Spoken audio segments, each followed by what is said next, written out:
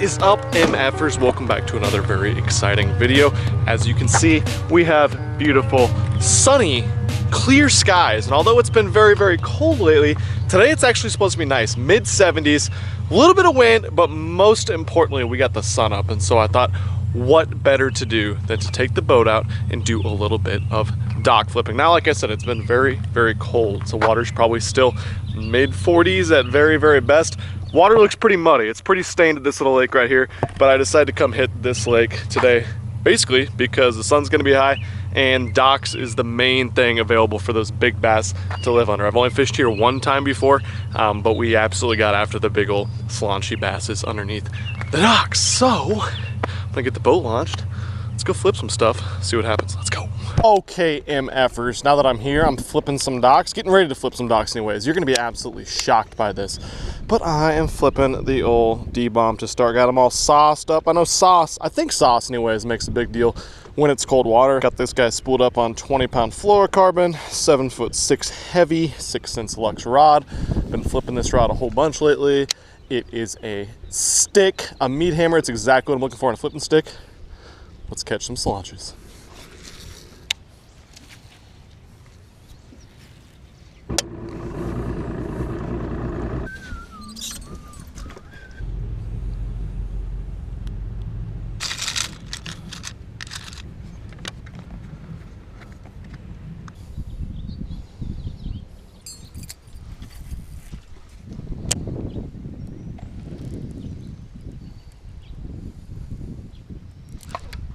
There we go.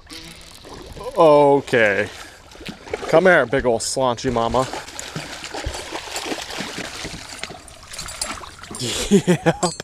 Yep, look at that one. I actually just made this change. I was getting no bites flipping docks.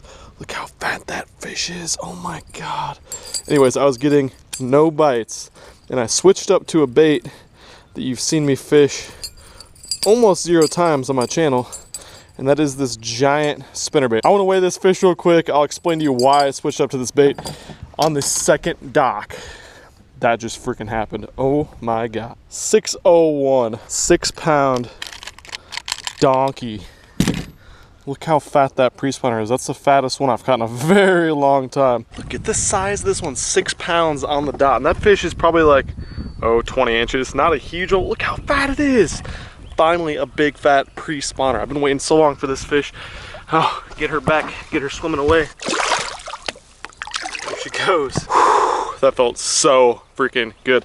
Spot lock is here real quick. So I've probably fished 3/4 of the docks in the lake so far, and I was kind of chalking up my no successes to the fact that a lot of times when it's warm in the afternoons, these fish get really conditioned to eating and having their feeding period be later in the day. And so I was like, I'll just kind of wait it out. Well, I got a wild hair. I decided to try something that I've done in the past this time of year when it's super, super cold. We have off-colored water, so a jerk bait or something isn't really going to be the ticket around these docks.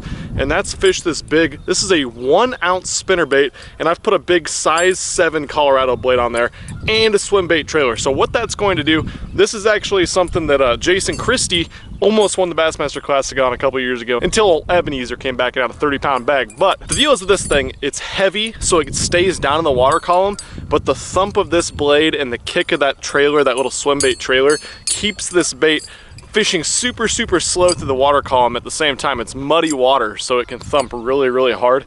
That was the second dock. I've probably flipped 50, 60 docks this morning without a single bite flipping. And the second dock I tied this on, it could just be coincidence. I definitely want to find out. I got that big old fish, that big 6-pound pre-spawner. That's a thick fish. Biggest fish I've ever caught out of here. Only the second time I've been here, but has me wondering if there's a 22, 23-inch fish, how big that one's gonna be right now. But totally stoked. Cool bait. Go try this dude out right here. There we go. Another one on the spinnerbait. Not a bad one. Come here, bud. Yep. All right, now we're making some things happen, guys. I was sitting here thinking like, man, I really want a moving bait to tie on and thump around by these docks so they can see. Nice little 3-pounder. I thought a chatterbait would be good, but I just couldn't fish it slow enough. And sure enough, I pull out this spinner blade. First time I've thrown it this year, and I'm starting to catch some fish. This is something I'm gonna have to apply as we keep going with this cold, muddy water at all these lakes we got. I shouldn't have taken this long to pull it out. Now I'm kind of regretting that I did, but super happy I'm catching them now.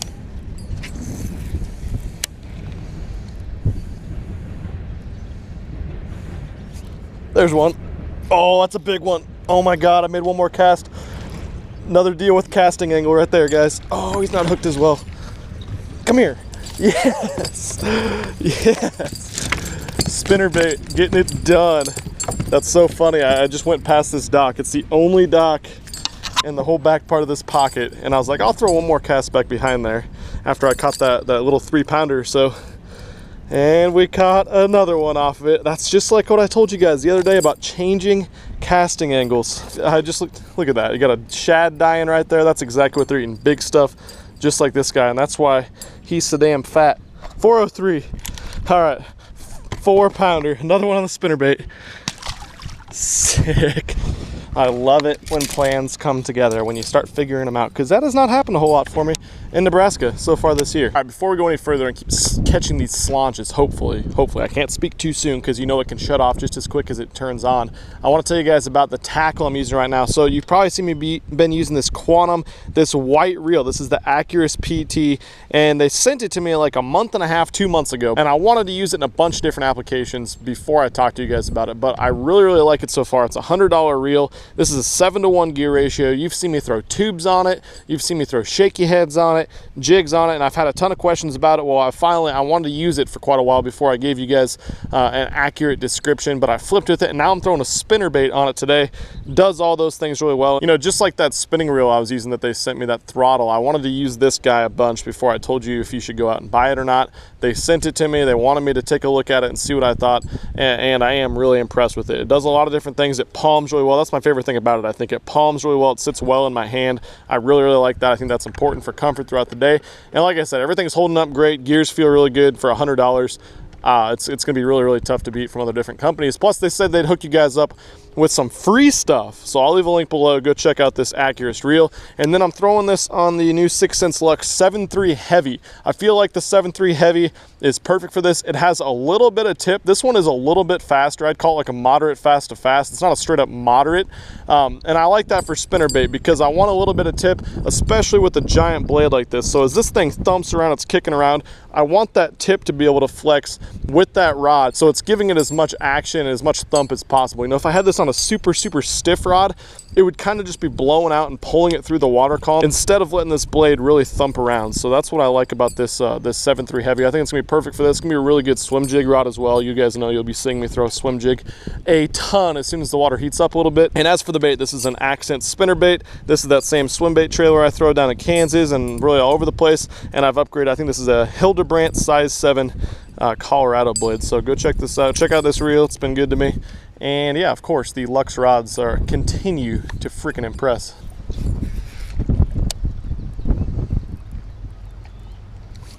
There we go. Oh, big one. Come here, baby. Oh, I felt her bump it, and then boom. Yeah, I'm not boat flipping that one. Look how fat that freaking fish is. Oh my God. Okay, yep. This is a fun bite. I felt a tick. I think she just like hit the blade and then she came back and inhaled it. Look how fat that fish is. Oh my God. Not usually the guy that has to weigh every fish, but when they're built like that, look at that. You gotta at least put them on the scale, right? 525. Boom. 5 1/4. Yes. I'm not even kidding, guys. This could potentially be the best day that I've ever had with a spinnerbait. I know it's like an old-time staple. It's just, I've caught a ton of fish on in the past, and since I started throwing the swim jig so much, it's a bait I've kind of got away from. I feel like the swim jig is so much more natural. It gets more bites than the spinnerbait, and if I want to throw something that thumps, I usually throw a big chatterbait, a little homemade thumping type chatterbait that I make to have a bunch of thump. But this cannot be duplicated. This bait right here can't be duplicated. You can fish it so slow with so much thump, and obviously the fish freaking love it. Working on a pretty damn good bag. I didn't weigh the small one. It was probably 3 pounds, but besides that, we got like a, I don't know, a 3-pounder, a 6-pounder, and a 5 1/4. let's go get a 25-pound sack. 25-pound sack just became the new goal for today. We got about 3 hours left at this lake. Let's go do it. All right, guys, so we've been fishing for about another 2 hours or so, and I haven't had another bite. You know, these are not super active fish. The water's 44 degrees today. It has come up a little bit, about a degree or two since I got here, but I fished all different types of docks, and it seems like the only ones they're on are really, really shallow docks, which is kind of surprising. They aren't in the 8, 10, 12-foot docks, and they have to have wind blowing on them and bait around there. So I think that's what was happening back in that little pocket where I first tied on that spinnerbait and started getting bit. So I'm going back to that first pocket where I started getting bit and caught the 6-pounder. See if we can't get a mega slaunch. 6-pounder was a slaunch. I want a mega slaunch, but more than anything, I just want to catch another fish or two before I have to take off today. There we go. Yes. Get in here, buddy. Hell yeah, that guy just ate it so lightly. Came and got it right at the boat. That's another solid one though. That's probably 3+ pounder. And he also stole my trailer hook. Not sure what happened to my trailer hook there. 316. That's about what I thought. Hey, another good one. Thanks for playing. All right, get a new trailer hook on this guy. Hopefully you can hear anything I'm saying, but I'm gonna show you guys how I like to put a trailer hook on. Most of them come with this little rubber keeper on them, which is fine, which is meant to be hooked over the hook like this, and then this keeps this rubber part right here keeps it from coming off the barb right there.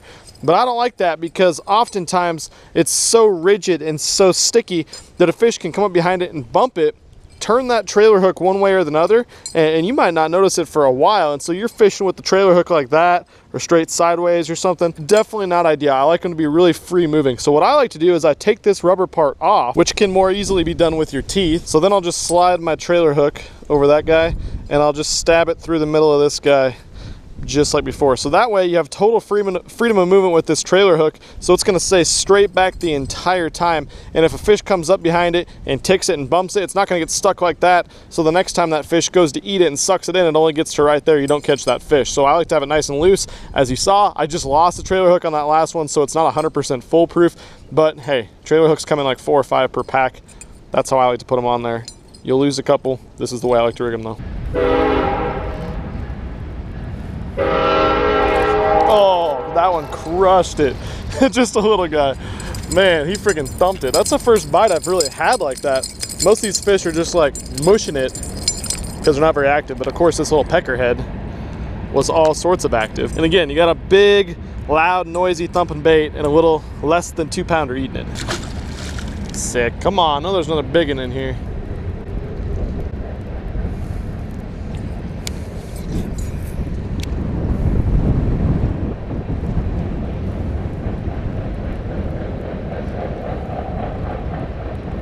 There we go. Oh, good one. Good one. Yes.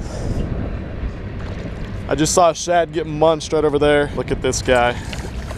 Come here. Oh, and he came off. Boom. Hell yes. Another fat old pre-spawner. Okay, we're getting close to our 25 now. That's a sexy thing right there. 432. Boom. Another big old fat pre-spawner. This is the freaking best. Figuring out a pattern, crushing them on it. Hell yes. I'm not exactly sure what we got for a limit, but I would just called out with that smaller 3-pound one that didn't weigh. So we got a 6, a 5 1/4, a 4 1/4, a 4.3, and a 3. What was that one? I think it was 3.2. So we have 23 pounds on the dot. So we need to get rid of that 3.2 with something much, much larger. Let's see, it'll take 2 pounds bigger than that. So we need a 5.2 or a couple more 4s, but a 23-pound limit. I've barely caught any good fish this spring so far in Nebraska, and we're whacking them. Okay, just got off the water, guys. That was a freaking blast. I had so much fun. You know, it's days like today when a light bulb goes off in your head, you try something, it's just like slaunch, slaunch, slaunch, slaunch, slaunch, that make you put up with all the terrible days where you get your damn teeth kicked in. I've been struggling big time here lately in Nebraska. So when something like this happens, it makes all those shitty trips worth it even more. And that spinnerbait is a special little bait this time of year, and I'm not talking about going out to Jim Bob's farm pond like you've been doing since 1982 and chunking and winding a willow leaf spinner blade around and catching all these giant 2-pounders. I'm talking about a very specific niche 1 ounce bait with a giant blade on it and a swim bait trailer that you're going to be able to pull super slow in 2, 3, 4 feet of water. So it's something that's thump thump thump thump, and it's barely coming through the water column, and when the wind's blowing in, there's shad and there's docks. You saw the result. They absolutely crushed it, and that's one of the main reasons I started my channel, so I could go out, learn different techniques, and you guys could learn right along with me and go out and apply it to your waters, because I realize not everyone gets to go fish every single day. And so when I go out and have days like this, I feel like I can cut the learning curve from you. So I hope you learned everything. Like I said, I'll link everything down below that I used. Go check out the rod reel combination. I feel like those were both important for what I was doing. And of course, I'll link the spinnerbait and the blade where you can get that as well. But thank you guys so much for watching. I'll catch you very soon. I'm out of here. Peace. I'm not sorry, I can't help this love like mine. I'm not sorry, I can't stop with a love like mine.